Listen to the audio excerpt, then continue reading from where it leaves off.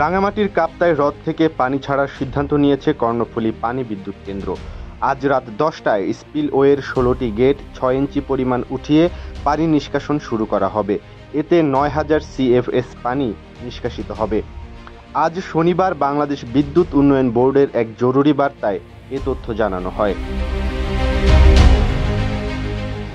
জরুরি বার্তায় বলা হয়, কাপ্তাই লেকের পানির উচ্চতা আজ বিকেল 3টায় ছিল 107.66 ফুট MSL, যা বিপদসীমার কাছাকাছি হওয়ায় লেকের উজান ও ভাটি এলাকায় বন্যা নিয়ন্ত্রণে পানি নিষ্কাশন করা হবে।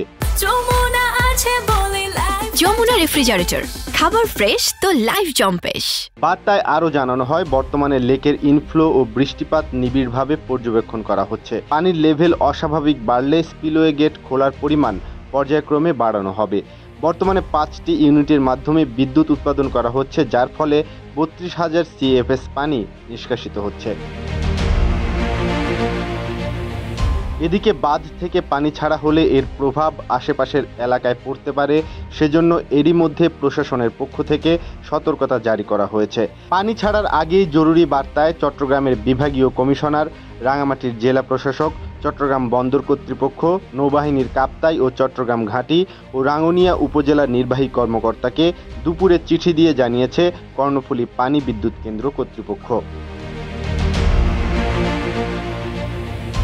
তবে স্থানীয়রা বলছেন, সাধারণত কাপ্তাই বাঁধের 16টি গেট খুলে দিয়ে 6 ইঞ্চি করে পানি ছাড়া হলে এর কোনো নেতিবাচক প্রভাবই পড়ে না রাঙ্গুনিয়াতে।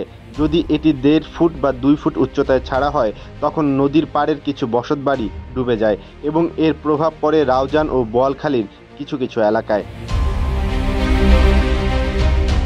জানা গেছে, কাপ্তাই জলবিদ্যুৎ কেন্দ্রের 5টি ইউনিট চালু রাখার জন্য এমনিতেই 32,000 CFS পানি নিষ্কাশিত হচ্ছে।